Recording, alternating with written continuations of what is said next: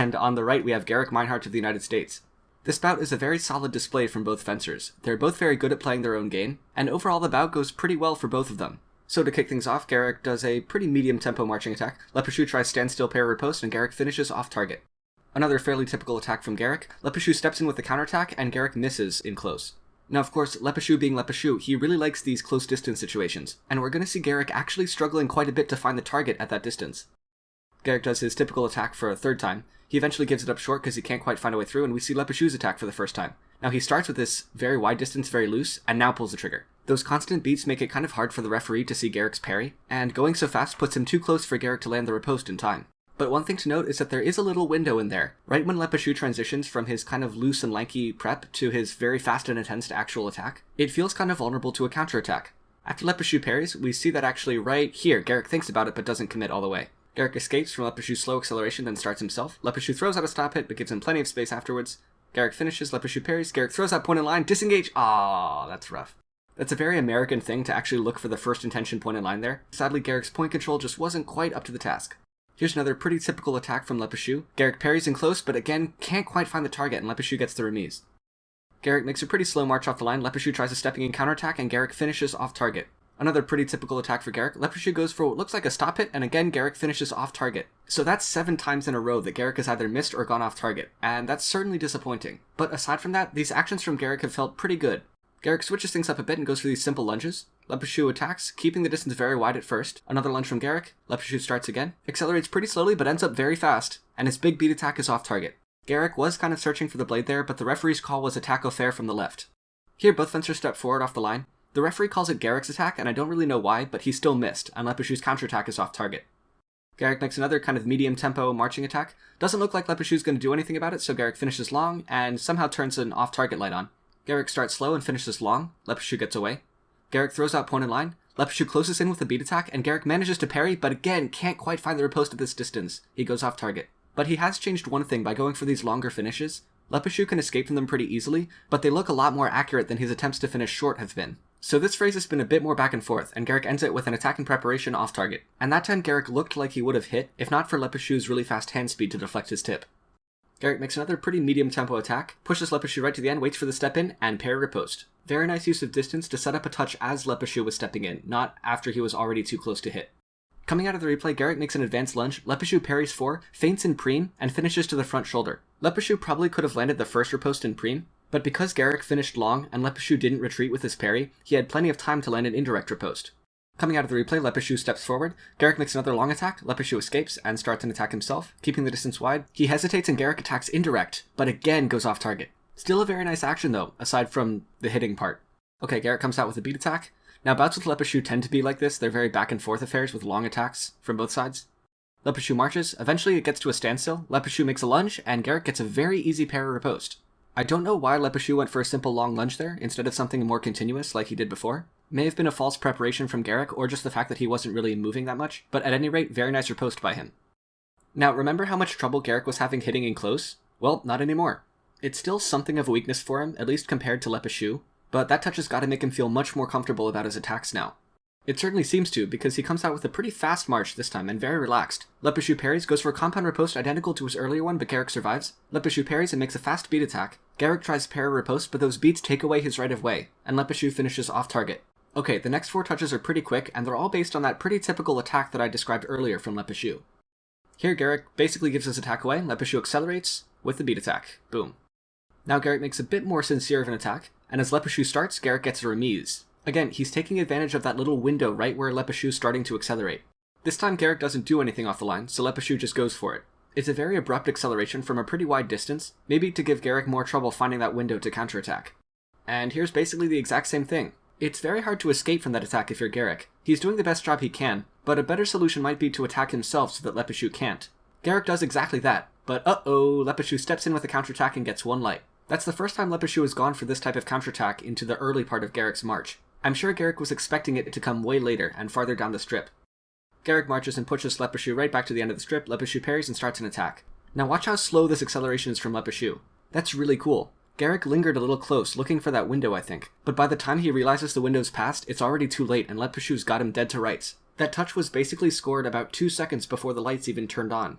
Now Gerek marches again. At his usual pretty medium tempo, nothing too remarkable. Le Pechoux stops retreating and starts searching. Gerek finds a way through, not quite, it's off target. Gerek attacks again. This time he engages the blade in 7 and hits with a deep 4 flick. Both fencers step forward slowly off the line and finish. The referee calls it attack right off target. Gerek marches off the line, a little faster this time, constantly changing lines, and finishes close, off target again. You can see he's pretty annoyed by this point. If he had landed all of these off-target attacks, the bout would almost be over by now. Gerek makes a long attack off the line, Le Pechoux parries, and lands the riposte to the front shoulder, bringing his back foot up with the parry to facilitate that close-distance riposte.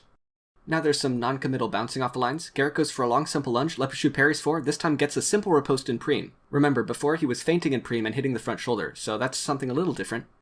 This phrase is pretty long and back and forth, as you often see with Le Pechoux. Gerek marches him right to the end, and he parries. Now Le Pechoux hesitates, so Gerek can take it over again. Gerek finishes close in 4, but there's no lights, and then he gets a random stop hit as he realizes it, so that was kind of messy. More bouncing. Now Gerek attacks, Le Pechoux stands still with a counterattack, and again, Gerek goes off target. At this point, I'm kind of surprised Le Pechoux isn't doing more to try and capitalize on that weakness. Like, if he could turn those off targets into straight-up misses, he would be way ahead in this bout right now. But here Gerek does his usual march, and comes all the way around to finish back in 4. There you go, Scott. Psychologically, that's a very important touch for Gerek going into the break, which they do presently. Like I said before, these guys are both very good at playing their own game. Le Pechoux's held the upper hand mostly because Gerek's having trouble hitting him. But thanks to that last touch that Gerek just got, and Greg starting to work his coaching magic right now, this bout is wide open. In the second period, we'll see pretty much the exact same type of fencing that we have been all bout, which is to be expected considering who these guys are. The only real difference will be Gerek being a little bit more reliable with that point control, and he's a good enough fencer that that's basically all he needs to overcome Le Pechoux. The second period begins, and Gerek comes out with a very strong march, does this little figure 8 thing that he sometimes does, and this time finds the target with the finish. Le Pechoux was trying to search instead of counterattacking, and he ran completely out of space by the end. But more importantly, Gerek's point control is back. This time, Le Pechoux does try to step in with a counterattack, and Gerek finds the target anyway. Le Pechoux knows that Gerek's attack is a lot scarier now, so he decides to attack off the line himself. Gerek tries an opportunistic stop hit, but this time it's Le Pechoux that goes off target. Once again, Gerek starts slow off the line, Le Pechoux steps in with the counterattack, but Gerek finds the target, no problem. Le Pechoux needs another solution for this attack from Gerek. Gerek marches Le Pechoux right down to his end of the strip. Le Pechoux makes several big sweeps for the blade, and that plus his distance makes Gerek finish a little bit too withheld, and he goes off target again. That's more of a temporary stopgap than an actual solution. Gerek goes for the point in line again. When that fails, he goes for his jumping 6 riposte, but that goes off target, and Le Pechoux manages to almost step past him. Now this phrase is really interesting. Watch the blades. So there's 3 very clear blade contacts, and my first instinct was to give this to Gerek's parry riposte. But if you look carefully, you'll see that Le Pechoux is actually also searching for the blade at the exact same times that Gerek is. And because Le Pechoux is the attacker in this case, the call is his beat attack. If you don't believe me, Gerek asks for a video review, probably for that exact same reason, and the referee upholds it. Once again, Gerek starts an attack off the line, and his point control seals the deal. Le Pechoux can't even infight by the time he's touched. Coming out of the replay, Gerek gets Le Pechoux to the end, but Le Pechoux starts an attack, starts casually, and Gerek manages to land a stop hit right in that timing window before Le Pechoux can really start to accelerate. It kind of feels like Le Pechoux is running out of options at this point. His counterattacks aren't working that well because Gerek can find the target, and that was a pretty convincing shutdown of his fast accelerating attack. Again, he falls back on his strong attack off the line, and once again he's off target. Gerek starts an attack off the line again. This time Le Pechoux succeeds with a ducking counterattack. Gerek's short finish has been better, but it's still not perfect. Le Pechoux starts to attack and basically goes, "Hey look Gerek, here's your window." Gerek lunges into it, Le Pechoux hits with a parry riposte. Very nice tactics there by Le Pechoux, and once again his riposte started with a feint in preem and finished to the front shoulder. Gerek starts to attack right off the line, but gives it up. Now Le Pechoux starts. Again starts very slow, and then accelerates really strongly, but again goes off target. I almost feel like we've reached a max, but goes very withheld, and Gerek steals a counterattack. Gerek does his usual medium tempo march right off the line. Eventually finishes long, Le Pechoux parries, and starts himself. Now Le Pechoux pulls the trigger, and Gerek finds the blade, but Le Pechoux's hand speed lets him remise, and Gerek misses the riposte in close. Much like the first touch of the second period, Gerek just marches Le Pechoux right to the end, he runs out of space, and Gerek finds a way through with the 4 flick. There's really nothing Le Pechoux can do in that position. There's no way of telling where Gerek is going to try to finish. Off the line, Gerek makes a long advanced lunge. Le Pechoux gets away and starts. Gerek goes for the ducking counterattack. Le Pechoux steps in with a counter-time parry riposte, and I think Gerek's remise is off target there. Gerek starts to attack off the line. Le Pechoux goes for the counterattack and closes out really big in 6. Gerek has been able to land that short finish this period, but he's been doing it in the same line every single time. So all of a sudden, Le Pechoux's counterattack can work again. Long attack from Gerek. Le Pechoux escapes and starts himself. Now Gerek keeps very, very, very careful distance here, and there's that timing window again. Beautiful. Again, after a bit of hesitation off the line, Le Pechoux goes for another very strong beat attack. And just like that, it's 14-14. Okay, there's a bit of a lull before the final touch, so let's just take stock of the situation briefly.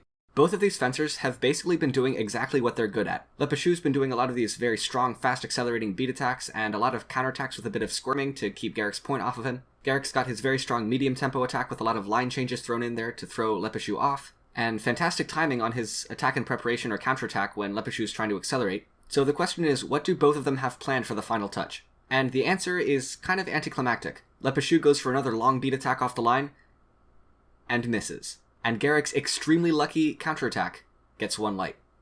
To have a bout that was this close all the way through be decided in the end by just luck almost feels like a letdown. But the fact that luck had such an influence shows how evenly matched these two fencers are. This was a very, very good bout. And Gerek would go on to have another very good bout against Richard Cruz in the round of 8. Thank you very much.